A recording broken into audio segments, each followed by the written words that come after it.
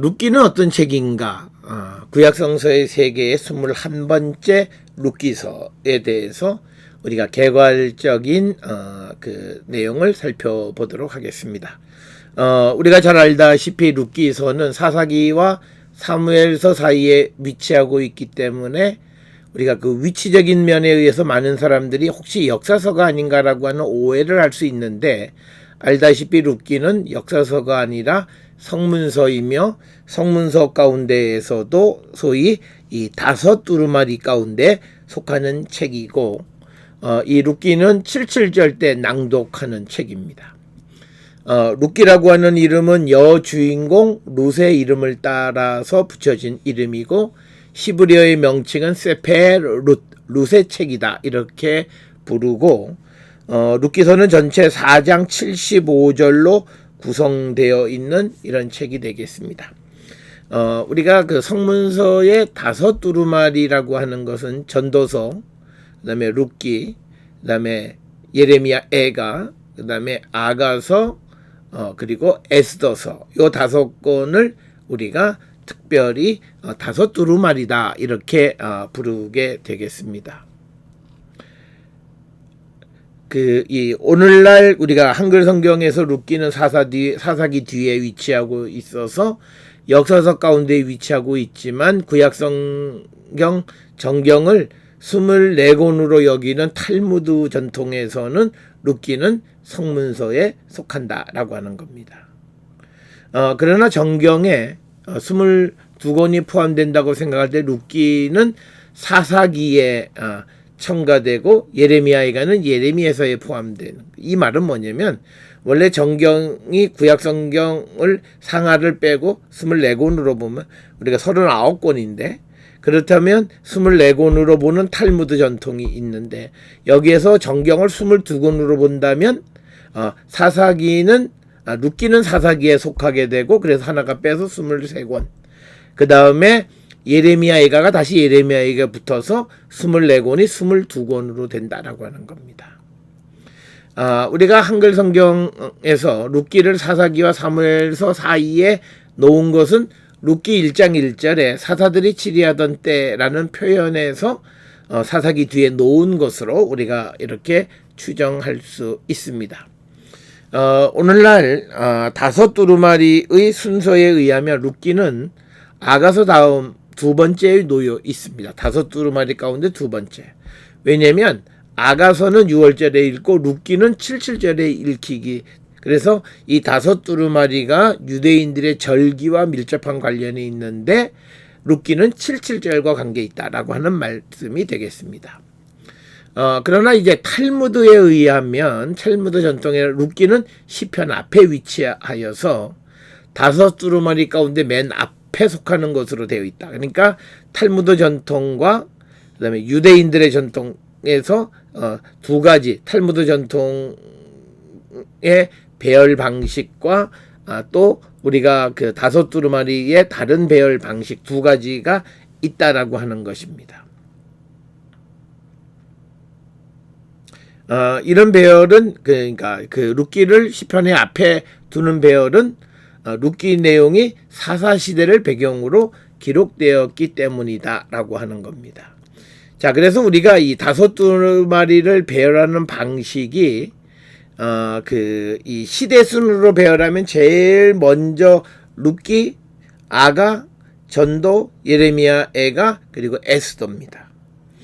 이렇게 되어지는 이유는 뭐냐면, 룻기는 사사시대, 아가는 솔로몬의 청년, 전도는 솔로몬 시대, 그 다음에 예레미야 애가는 예레미야 시대, 에스더는 페르시아 시대, 이렇게 되어져서 우리가 룻기로부터 시작해서 에스더까지의 순서가 있고, 또 하나는 절기 순으로 보게 되면 어느 절기에 어떤 책이 사용되는가에 따라서 아가서가 6월절, 그 다음에 두 번째가 룻기가 77절, 예레미야의 애가가 티샤베 아브달, 전도서가 초막절, 그리고 에스더서가 불임절에 읽히기 때문에 이런 절기 순으로 보면 아가, 룻기, 예레미야 애가, 전도, 에스더 순으로 배열한다라고 하는 겁니다.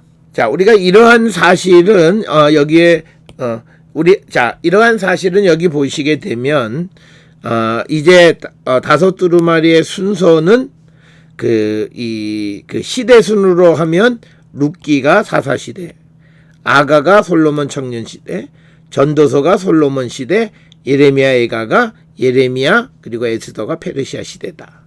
그런데 이제 절기 순으로 배열을 하게 되면 아가가 6월 77절에 룻기, 예레미야 애가가 티샤베 아브, 그다음에 초막절의 전도서, 그리고 불임절의 에스더서. 그래서 순서가 바뀐다. 그래서 아가, 룻기, 예레미야 애가, 전도서, 에스더서. 요거는 절기순으로 배열한 것이다 라고 하는 그런 것이 되겠습니다.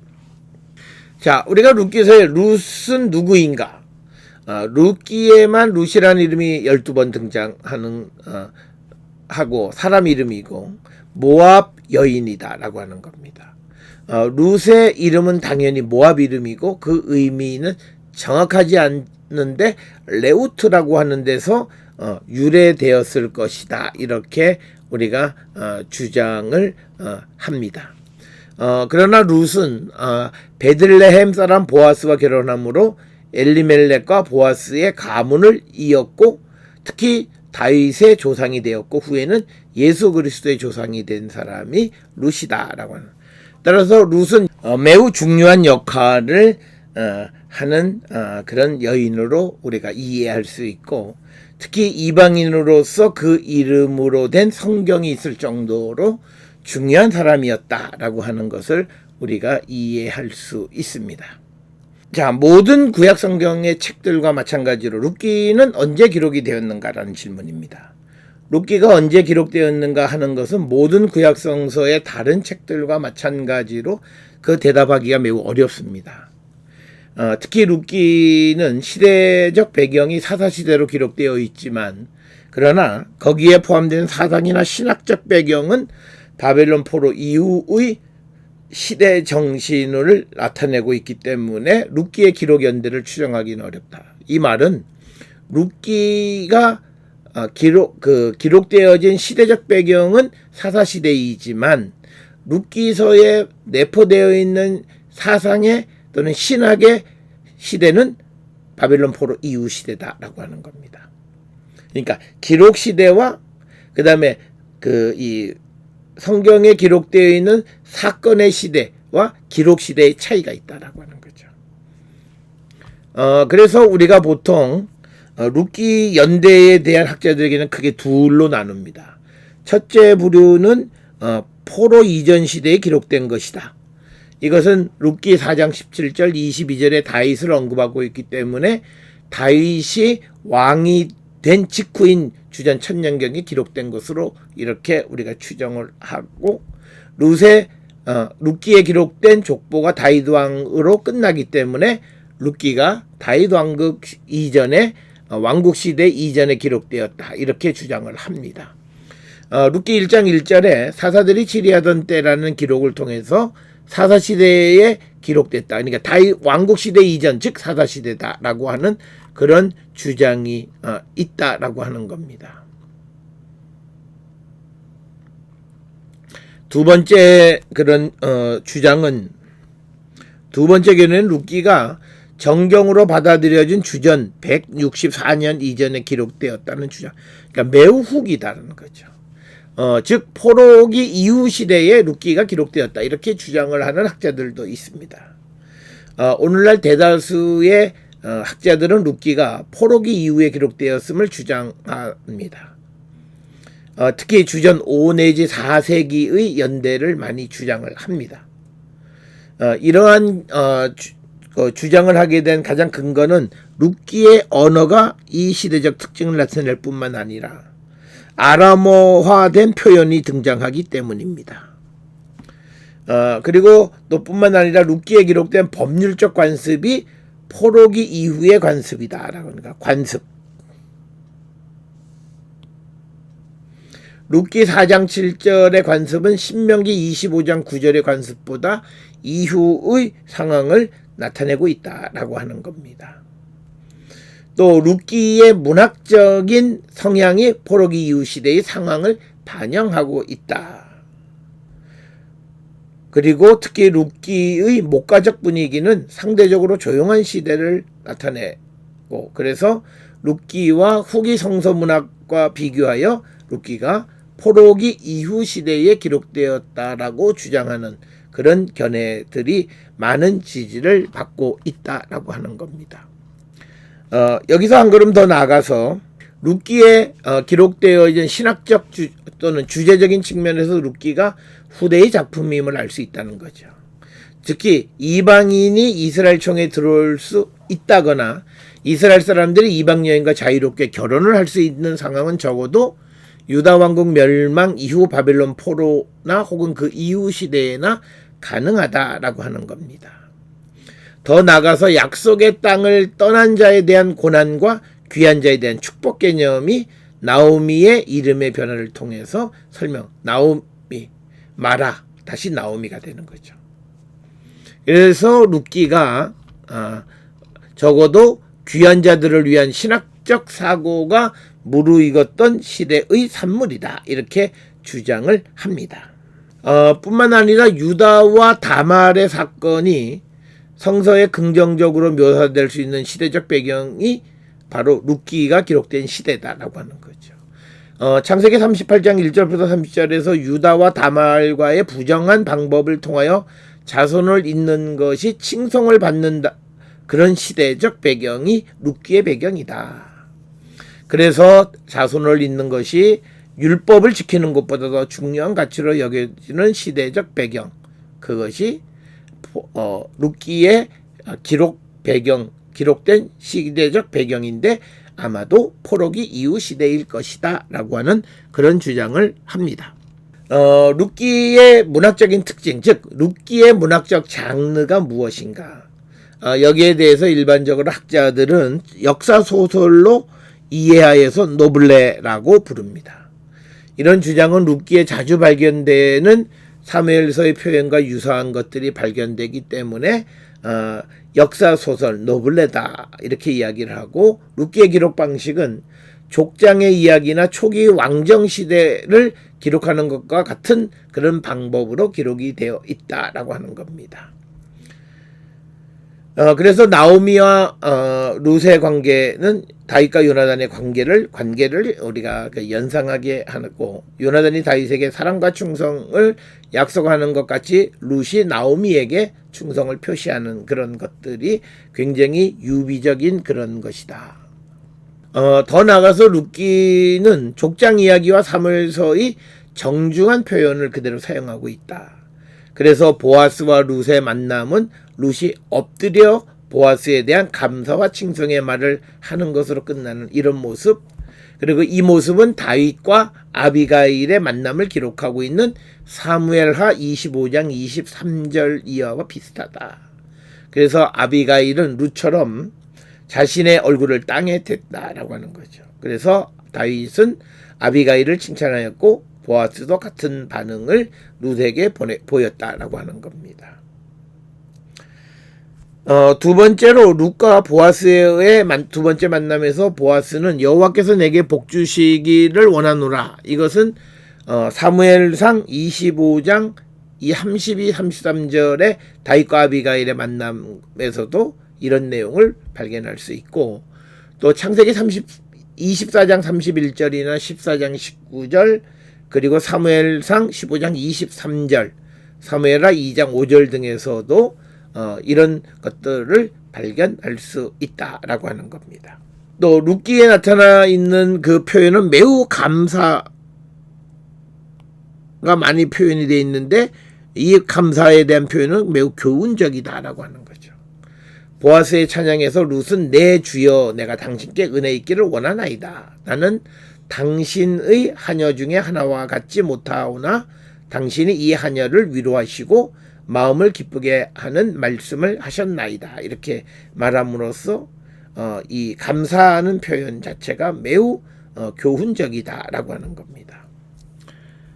그 외에도 많은 룻기의 어구들이 초기 이스라엘 문학에서 발견되어진다라고 하는 겁니다.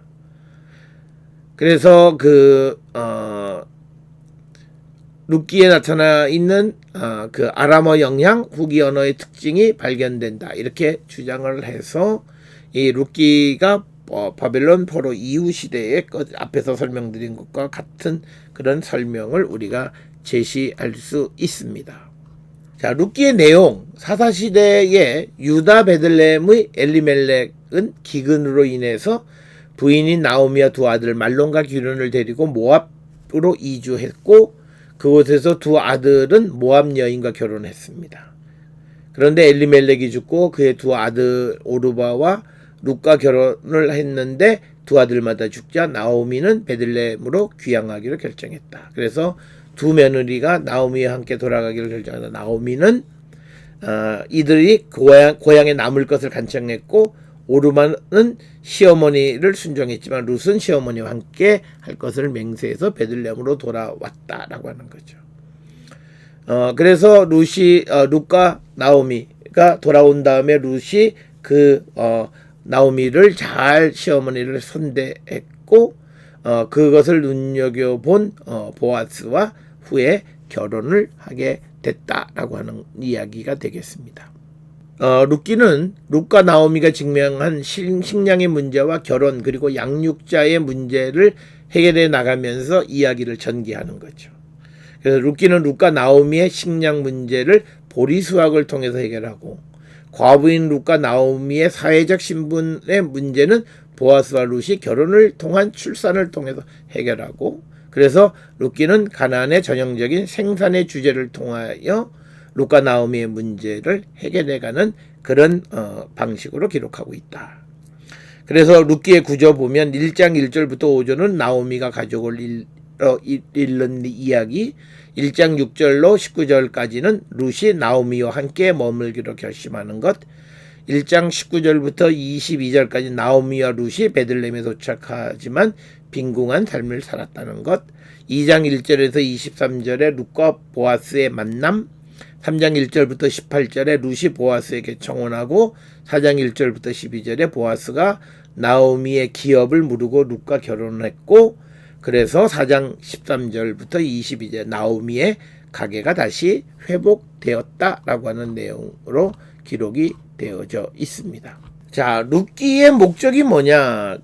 룻기는 4장 17절부터 22절까지 다윗의 족보로 결론을 맺습니다. 바로 이것이 룻기 저자의 목적으로 이해할 수 있습니다. 그래서 룻기의 저자는 다윗 왕의 족보를 표현하는 거고 그리고 그래서 이제 이 룻기는 결국은 그 이스라엘 족보의 회복이라고 하는 그런 관점 그런 관점을 드러내기 위해서 우리가 이 이야기가 기록되어졌다라고 우리가 주장을 할 수 있습니다. 자, 그 다음에 이제 룻기의 신학이 뭐냐? 여기는 대단히 중요한 신학입니다. 첫째는 하나님의 섭리사상이 발견되어진다. 족장 이야기나 다윗의 즉위 이야기에서 나타나듯이 룻기에는 하나님께서 모든 일 뒤에서 움직이신다는 하나님의 섭리사상이 나타나 있다라고 하는 겁니다. 그 다음에 두 번째로 우리가 이 룻기서에서 발견할 수 있는 것은 하나님의 보편적 구원 사상입니다. 이방 여인 룻이 다윗의 조상이 된 것을 통해서 하나님의 구원이 이스라엘에만 머무르는 것이 아니라 이방까지 확산되었음을 보여주는 중요한 이야기다. 그 다음에 세 번째는 룻기는 보편주의적인 세계관 속에서 이스라엘 사람들과 열방이 어떻게 더불어 살아가는가 하는 것을 보여줍니다. 그래서 이 룻기서는 오늘날 다문화 사회 속에서 다른 문화권의 사람들을 어떻게 받아들이고 그들에 대한 태도가 어떠해야 하는가를 보여주는 겁니다. 네 번째로 우리가 이 룻기서는 귀한 자에 대한 축복 사상이 발견됩니다. 약속의 땅인 가나안을 버리고 이방으로 간 자들에게 임한 재앙과 그들이 다시 귀환했을 때 하나님이 은혜와 복을 다시 그 은혜가 임해서 엘리멜렉의 가문이 끊어지지 않았다라고 하는 귀한 자에 대한 축복 사상이 내재되어져 있다라고 하는 겁니다. 다섯째로 룻기는 다문화 시대와 국제화 시대의 다양한 계층의 조화로운 삶, 더불어 살아가는 삶의 원리를 구체적으로 가르쳐 주는 겁니다. 사회적 소외계층인 과부 이방인이었던 룻, 나오미가 어떻게 고대 이스라엘 사회에 정착하였으며 다문화 가정인 룻과 보아스의 결합이 이스라엘 사회에 어떤 영향을 끼쳤는가라고 하는 것을 보여주는 그런 책이다라고 하는 거죠. 여섯 번째 룻기는 여성의 지위와 역할이 강조되어지는 책이 되겠습니다. 책의 주인공이 여성일 뿐 아니라 과거와 다른 여성의 역할이 등장한다라고 하는 거죠. 이스라엘의 가문을 세우는 데 있어서 여성의 역할을 높이 평가할 뿐만 아니라 여성의 아이의 이름을 직접 지어주는 것, 그런 것들이 여성의 지위를 강조하는 것에 강조하는 신학을 발견할 수 있고, 그다음에 일곱 번째로 룻기는 공동체 속에서 구성원의 행복에 깊은 관심을 갖고 있습니다.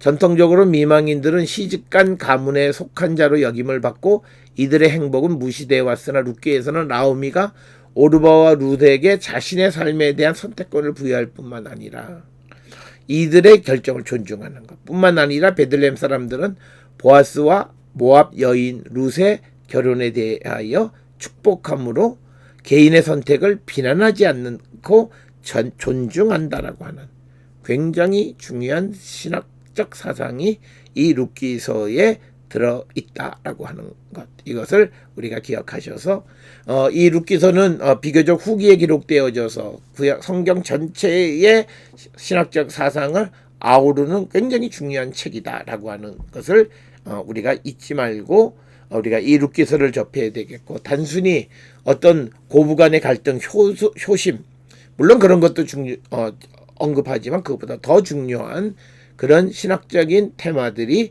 룻기서에 포함되어 있다라고 하는 사실을 우리가 기억해야 되겠습니다.